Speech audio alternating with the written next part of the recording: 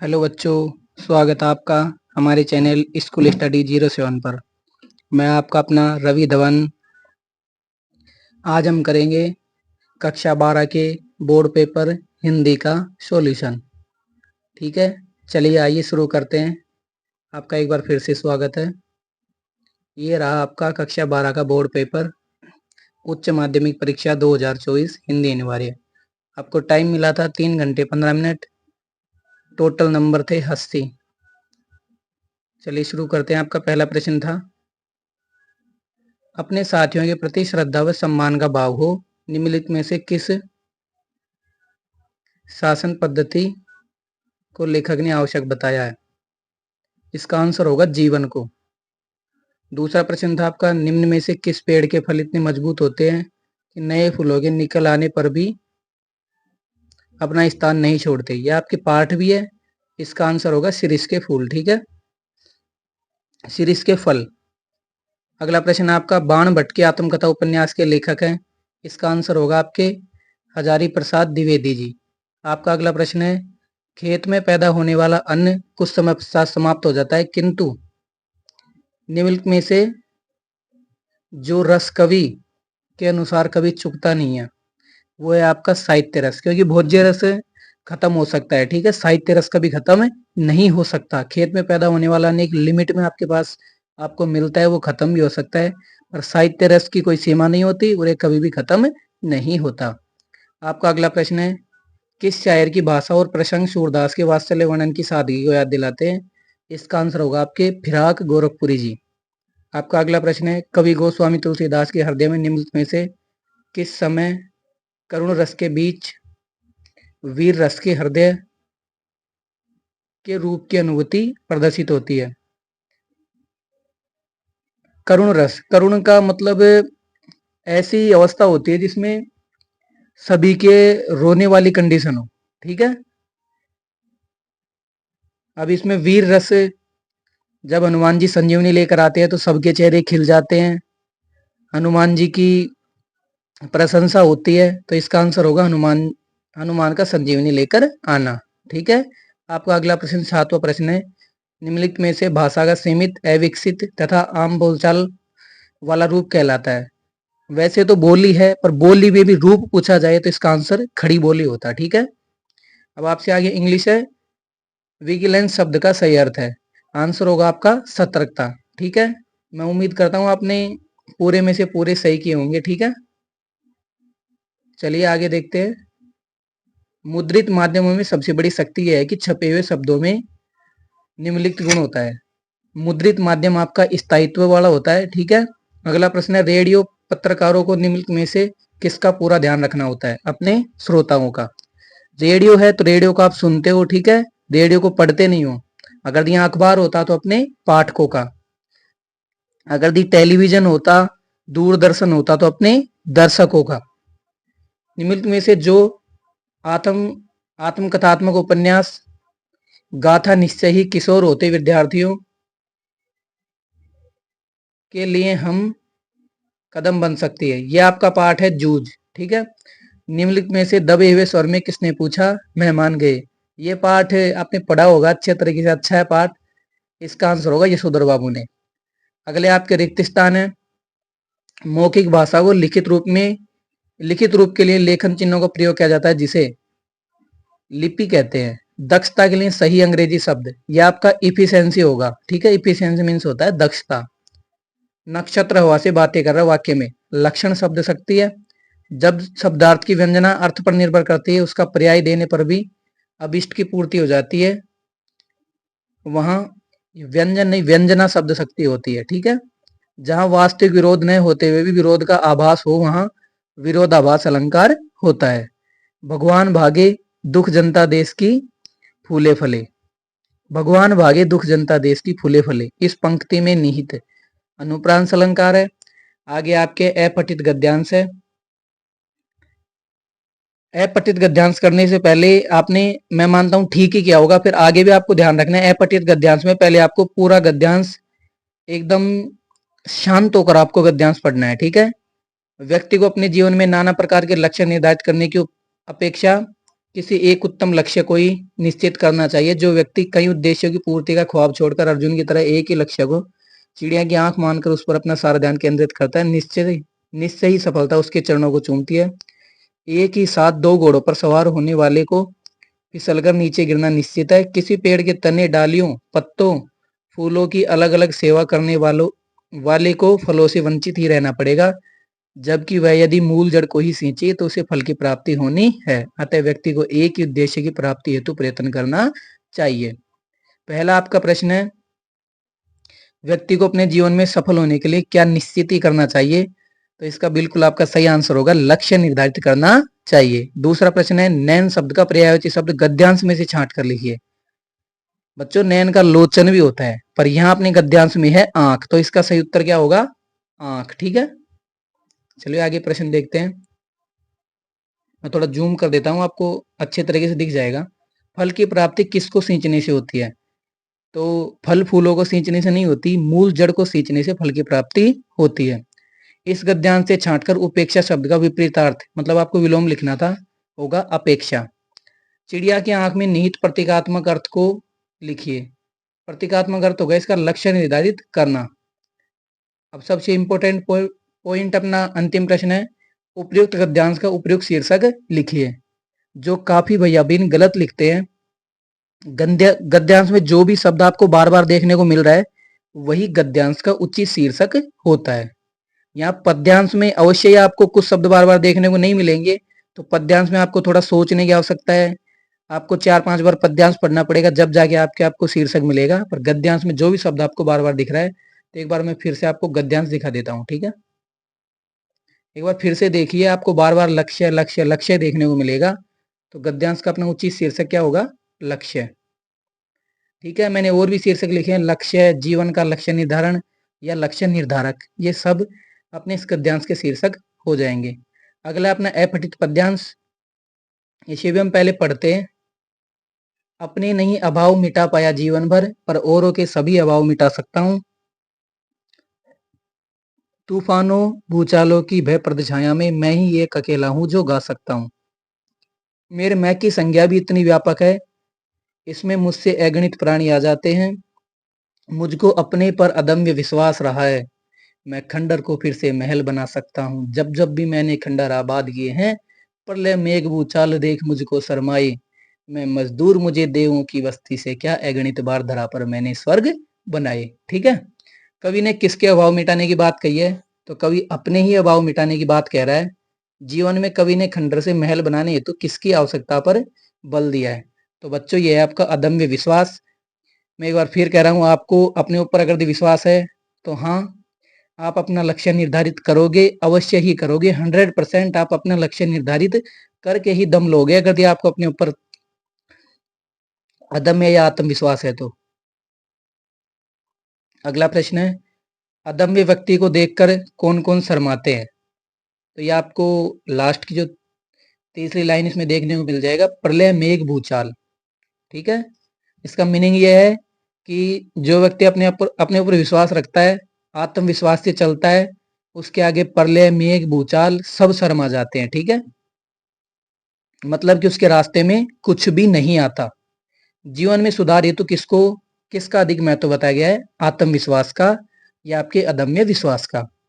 कवि ने अपने आप को क्या मानकर धरती पर स्वर्ग बनाने की बात कही है? तो इस कविता के अनुसार कवि अपने आप को मजदूर मानकर धरती पर स्वर्ग बनाने की बात कर रहा है। अंतिम लाइनों में पढ़िए, मैं मजदूर मुझे देवों की बस्ती से क्या, अगणित बार धरा पर मैंने स्वर्ग बनाए। ठीक है, अपना लास्ट प्रश्न है इसका, बादल का पर्याय पद्यांश में से छांट कर लिखिए। तो बादल का पर्याय होगा अपने पद्यांश में मेघ।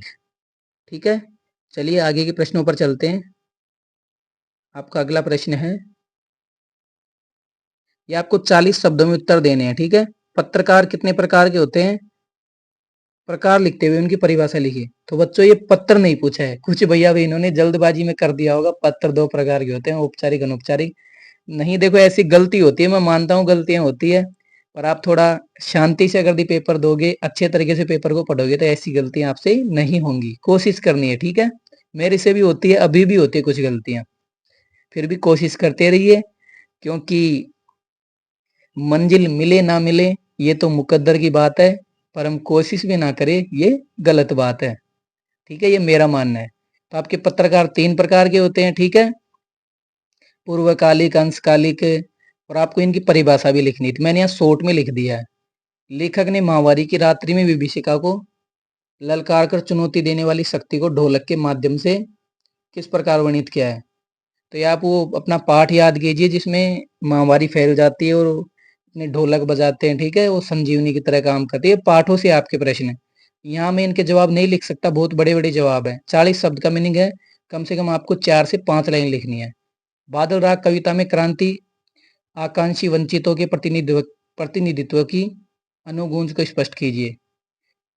यह आपकी कविता है बादल राग। बादल जब गरजते हैं तो क्रांति जैसा प्रतीत होता है, प्रेरणा मिलती है, शोषित वर्ग आंदोलन करता है, मजदूर वर्ग को फायदा होता है, ठीक है?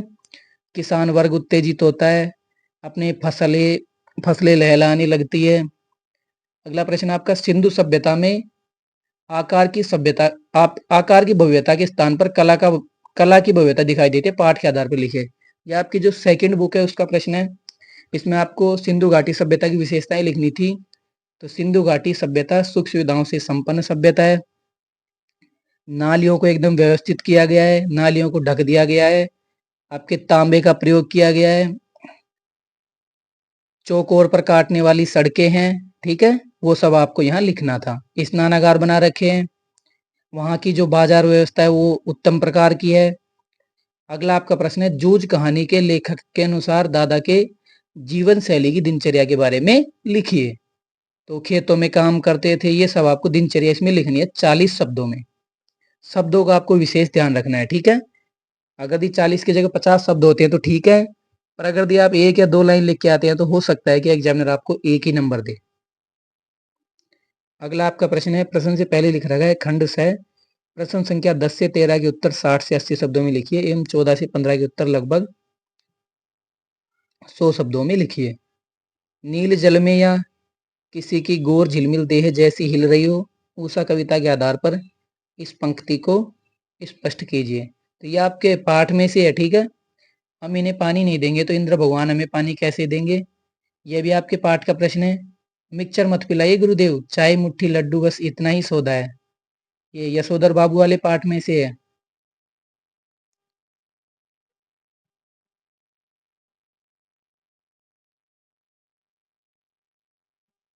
ये अगला जो प्रश्न है, आधुनिक किस्म के अजनबी लोगों की भीड़ को देखकर यशोधर बाबू, ये भी आपके पाठ का प्रश्न है। प्रश्न संख्या 14, हाँ ये आपके पाठ का प्रश्न नहीं है, ये आपके जो लेखन वाला पॉइंट है उसमें से है। संपादकीय लेखन में दायित्व किस पर निर्भर होता है, कोई एक उदाहरण लिखिए। तो आपको इसमें थोड़ा सा जो संपादकीय लेखन होता है वो लिख के भी बताना था। संपादकीय लेखन में दायित्व होता है संपादक का, ठीक है? वही अपना शीर्षक निर्धारित करता है, वही अपनी जो टैगलाइन होती है वो निर्धारित करता है। विशेष लेखन के क्षेत्र खेलों के बारे में पत्र पत्रिका में लिखने वालों को किन किन बातों का ध्यान रखना चाहिए, विस्तार पूर्वक समझाइए। ये इसके अथवा का प्रश्न था, ठीक है? विशेष लेखन के क्षेत्र में तो जो भी अपने पत्र पत्रिका में लिख रहे हैं उनको जिनके बारे में लिखा जा रहा है उनके सम्मान, भाषा शैली आदि का ध्यान रखना चाहिए, ठीक है? अगला प्रश्न अपना प्रश्न संख्या 15, आलोक धनवा का कवि परिचय लिखिए या फणीश्वर नाथ रेणु जी का लेखक परिचय लिखिए। इसमें आपको एक लेखक परिचय लिखना था।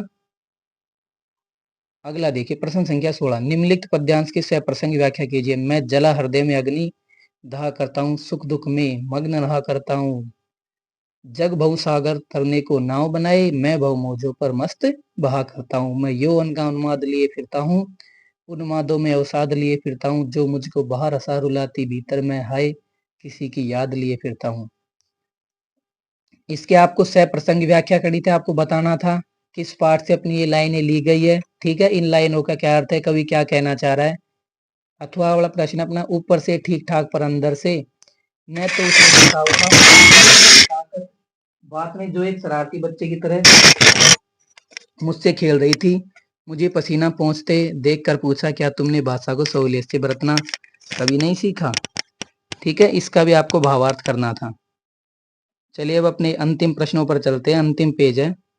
निम्नलिखित गद्यांश की सप्रसंग व्याख्या कीजिए। यह आपके पाठ में से एक बार पढ़ देता हूँ। यह मैंने भक्तिन के प्रस्ताव को अवकाश न देने के लिए कहा था, पर उसके परिणाम ने मुझे विस्मित कर दिया। भक्तिन ने परम रहस्य का उद्घाटन करने की मुद्रा बनाकर और अब पोपला मुंह मेरे कान के पास लाकर होले होले बताया कि उसके पास 5 बीसी और 5 रुपया गड़ा रखा है, उसी से वह सब प्रबंध कर लेगी। फिर लड़ाई तो कुछ अमृत ही खाकर आई नहीं है। जब सब ठीक हो जाएगा तब यहीं लौट आएंगे। भक्तिन की कंजूसी के प्राण पूंजीभूत होते होते पर्वताकार बन चुके थे, परंतु उस उदारता के डायनामाइट ने क्षण भर में उन्हें उड़ा दिया। ये महादेवी वर्मा जी का काफी अच्छा पाठ है बच्चों। ये पाठ मैं खुद भी 2-3 बार पढ़ चुका हूँ। ये अपने कैरेक्टर है भक्तिन, उनकी काफी मार्मिक और दर्द भरी कहानी है। इसमें जब युद्ध चल रहा था तो जो अपनी भक्तिन होती है वो कुछ पैसे अपने पास बचा कर रखती है, तो अपनी मालकिन को कहती है कि आप अपने घर चलिए, मेरे घर चलिए, वहां हम रह जाएंगे, ठीक है। ऐसे करके तो ये आपको करना था सप्रसंग व्याख्या। इसके बारे में लिखना था कि कैसे आपकी परिस्थितियां बन रही है। नीचे देखिए अथवा में, पर एक बात देखिए, अगर 30-40 मन गेहूं उगाना है तो किसान 5-6 सेर अच्छा गेहूं अपने पास से लेकर जमीन में क्यारियां बनाकर फेंक देता है, उसे बुआई कहते हैं। यह जो सूखे हम अपने घर का पानी इन पर फेंकते हैं वह भी बुआई है। यह पानी गली में बोएंगे तो सारे शहर कस्बा गांव पर पानी वाले बादलों की फसल आ जाएगी। हम बीज बनाकर पानी देते हैं, फिर काले मेघा से पानी मांगते हैं। सब ऋषि मुनि कह गए हैं कि पहले खुद दो, तब देवता तुम्हें चौगुना 8 गुना करके लौटाएंगे। भैया यह तो हर आदमी का आचरण है जिससे सबका आचरण बनता है, ठीक है। इसका भी आपको सप्रसंग व्याख्या करनी है। प्रश्न संख्या 18, कर्मचारी चयन बोर्ड दिल्ली में विभिन्न पदों पर आवेदन आमंत्रित करने हेतु समाचार पत्र में प्रकाशनार्थ निर्धारित प्रारूप में एक विज्ञप्ति लिखिए। तो सबसे पहले आपको ऊपर लिखना था कर्मचारी चयन बोर्ड दिल्ली, फिर नीचे आपको लिखना था निम्न पदों पर आवेदन आमंत्रित किए जाते हैं। फिर आपको 1 या 2 पद लिखने थे, ठीक है। फिर आपको अंत में लिखना था इच्छुक अभ्यर्थी अपना फॉर्म डाले या फिर हमें आकर संपर्क करे, और आपको नीचे अपने टोल फ्री नंबर लिखने थे आपको 1 2 3 4 5 6 7 8 9, ठीक है। नीचे अवश्य विद्यालय रामपुर में स्काउटिंग प्रवृत्ति विकसित करने हेतु आवश्यक सामग्री क्रय करने हेतु निविदा लिखें। तो निविदा रिपोर्ट आप जानते हो जो अपने अखबारों में आती है, जो टेंडर आते हैं ना, वो निविदाएं होती है, ठीक है। प्रश्न संख्या 19 आपका, निम्नलिखित विषयों में से किसी एक विषय पर सारगर्भित निबंध लिखिए। शब्द सीमा 300 शब्द। मेक इन इंडिया अभियान, बेटी बचाओ बेटी पढ़ाओ, विद्यार्थी जीवन में अनुशासन की महत्ता, पर्वतीय क्षेत्र की मेरी यात्रा। इसमें आपको एक विषय पर निबंध लिखना था लगभग 300 शब्दों में। आपके 5 नंबर का निबंध आया है। कक्षा 10 के निबंध थोड़े इजी थे, फिर भी आपके भी जीएम मेक इन इंडिया अभियान, बेटी बचाओ बेटी पढ़ाओ, आप काफी ज्यादा लिख सकते हो बेटी बचाओ बेटी पढ़ाओ पर। आपको बिल्कुल जैसे मैंने आपको समझाया था, पहले आपको प्रस्तावना लिखनी थी, प्रस्तावना में आपको सामान्य परिभाषाएं लिखनी थी, बेटियों को पढ़ाने और बेटियों को बचाने के बारे में थोड़ा सा बताना था। फिर आपको लिखना था बेटियों को कैसे आप आगे बढ़ा सकते हो, ठीक है। आपको अपने उपाय लिखने थे, ठीक है।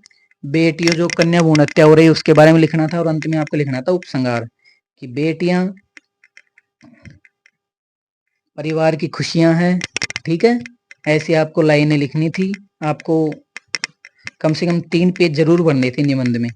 मैं आशा करता हूँ आपका पेपर बहुत अच्छा निकला होगा, बहुत अच्छा गया होगा। फिर भी किसी भैया बहन का पेपर थोड़ा सा खराब गया है तो कोई बात नहीं, आपको अगले पेपरों के लिए गुड लक। जय हिंद, जय भारत। ऐसे ही आप अपनी तैयारियां करते रहे, और आगे अगर दे आपको किसी भी पेपर का सॉल्यूशन चाहिए तो कमेंट करके हमें बताइए। हम टाइम टाइम पर सभी पेपरों का सॉल्यूशन लेके आएंगे। और कक्षा 10 की अपनी सीरीज भी चल रही है जिसमें टॉप इंपोर्टेंट प्रश्न मैं लगभग सभी सब्जेक्टों के बता रहा हूँ, ठीक है। धन्यवाद। एक बार फिर से जय हिंद, जय भारत।